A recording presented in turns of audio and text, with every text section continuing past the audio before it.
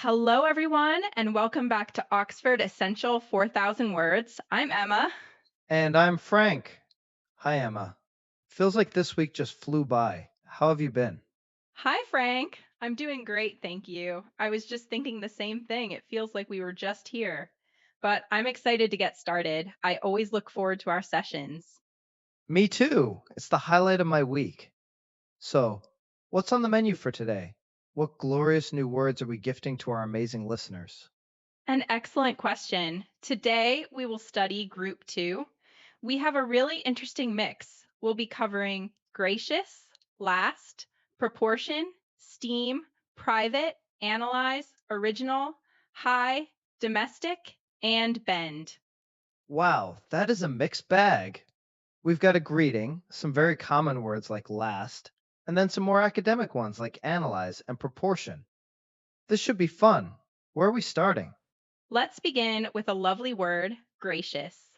In English, when you describe a person or their behavior as gracious, you mean they are very polite, kind, and pleasant, especially to people of a lower social status. So it's more than just being polite? It has a sense of warmth and generosity to it? Exactly. It's about being courteous in a way that makes people feel welcomed and comfortable. In Chinese, a core meaning would be 亲切的,和蔼的. I see. So you might say, she was a gracious hostess, meaning she made all her guests feel very welcome. That's a perfect example. We could also say, he was gracious enough to thank everyone on his team personally. It shows a certain elegance and kindness in his actions. What about another sentence? How else can we use it?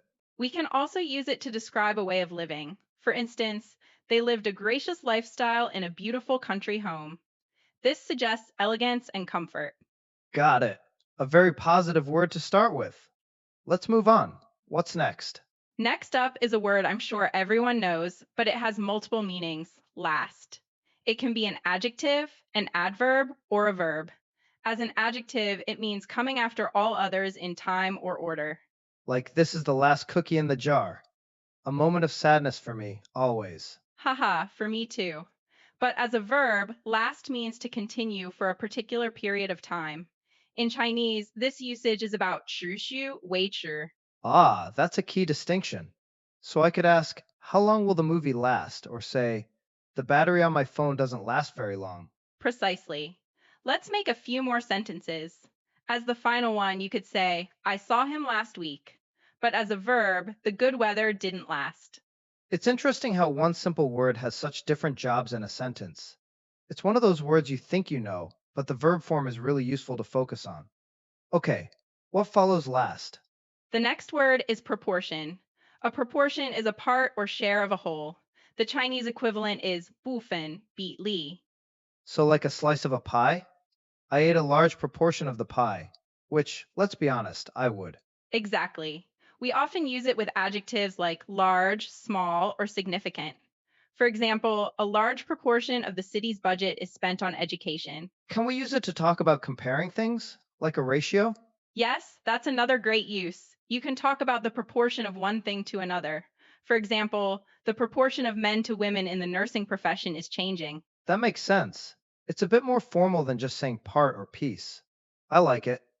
Let's keep the momentum going. All right, next up is steam. Steam is the hot gas that is produced when water boils. In Chinese, it's 蒸汽. Ah, like the steam from a kettle when I make my morning tea, or the steam that fogs up the mirror after a hot shower. Those are perfect everyday examples. We can also use it as a verb. To steam food means to cook it with steam. For example, I like to steam vegetables because it's a healthy way to cook.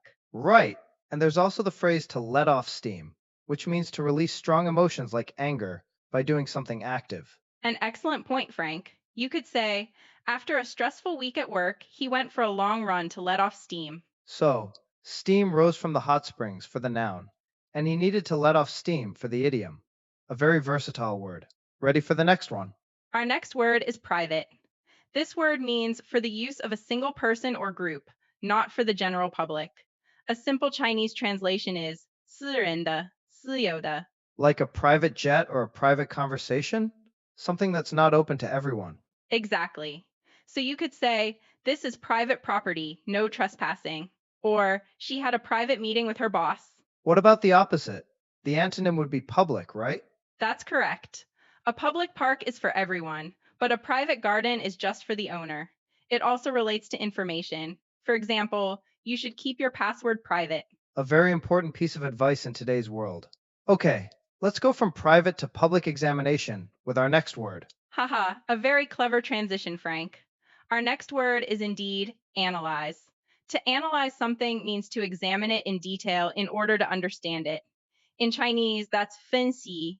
This sounds very scientific or academic, like scientists must analyze the data from their experiments. It is often used in that context, yes, but we can use it more broadly. For instance, we need to analyze the reasons for our failure to learn from our mistakes. So it's really about breaking something down to understand it better.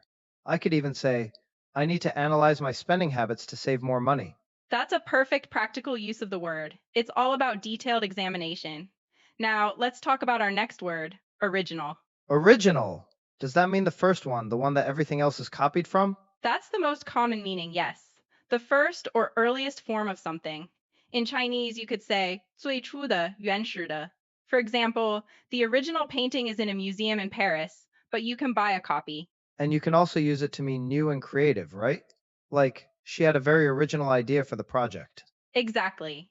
It can mean fresh and not copied from others. So you can praise someone for their original thinking. These are the two main ways we use it. Okay, so there's the first version meaning and the creative meaning. I'll try to remember both. Let's keep going. What's next? Our next word is one we've already used today, hi. It's a simple, friendly greeting. The Chinese translation is equally simple. Hi, ni hao. Haha, finally an easy one. I feel like I've mastered this one already. Hi, Emma. Hi, Frank. See, you're a natural. There isn't much to analyze here, but it's important to note it's informal. You'd use it with friends, but you might choose hello or good morning in a very formal setting. That's a good point. Hi is for friends, hello is for a job interview. Got it. Moving on. Let's move on to domestic. This word relates to a person's own country, or to the home, house, or family. For home life, the Chinese would be 家庭的. For a country, it would be 国内的. So, domestic flights are flights within one country, as opposed to international flights? Precisely. And in another context, you might talk about domestic chores, like washing dishes or doing laundry, or even domestic animals, like cats and dogs, which are kept as pets. So it's home on two scales, the house and the country. For example, the company wants to expand from the domestic market into the international market. A perfect sentence. And another, he was not very interested in domestic matters. That would mean he wasn't interested in things happening at home. Okay, that clarifies it. We have one word left, right? Yes, our final word for today is bend. As a verb, to bend is to shape or force something straight into a curve or angle. The Chinese is 弯曲. Like when I bend a piece of wire, or when I have to bend down to pick something up. Yes, both are correct.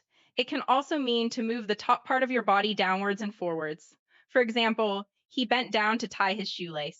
And there's also the expression to bend the rules, which means to break the rules in a way that is not considered very harmful. That's a great idiom to know. You might say, we had to bend the rules a little to get the project finished on time. It suggests flexibility, but you have to be careful with it. Understood. Don't bend the rules too far or they might break.